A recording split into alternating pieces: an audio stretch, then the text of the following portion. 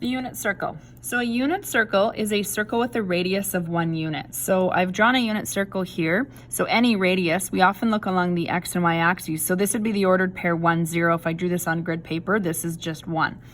This would be the ordered pair 0, 1. This would be -1, 0, and this would be 0, -1. So let's look then also and review that the coordinates of a point P are x and y. So we know that our coordinates go in that order. If it's the point P theta, they are cos theta and sine theta. So let's look at why this is. This is a review of grade 11. Now I've already drawn a unit circle here, so this is a distance of 1 as the radius. If we were to draw any other radius, such as 1, so I'm just going to draw a line through to any point here, it doesn't even matter where I draw it. But what that does is along here, this would be P theta on the circle.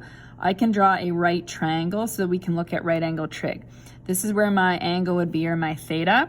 So this would be a distance of x, it's less than 1 in this case. This would be a distance of y, which is also less than 1. And my radius along here, because it's a unit circle and each distance is 1, the radius is equal to 1. So when we look at our trig ratios, sine theta, remember, is opposite over hypotenuse, so the opposite is y over the radius of 1, so y over 1 is equal to y. So sine theta is equal to the y value.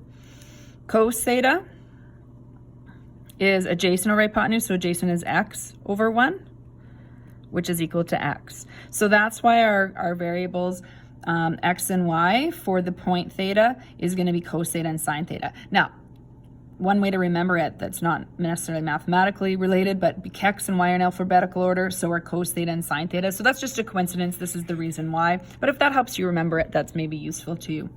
Let's also look at tan theta, because that will come up in questions down the road.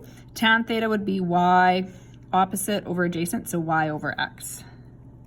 Now, another way we write this in this course, y is written as sine theta, so you also will see sine theta over x, which is cos theta. So tan theta is written to is equivalent to sine theta over cos theta. We call that an identity, that relationship. So let's look at the equation of the unit circle then, because it's linked to this. The equation of the unit circle comes from a squared plus b squared equals, I meant to write c squared here.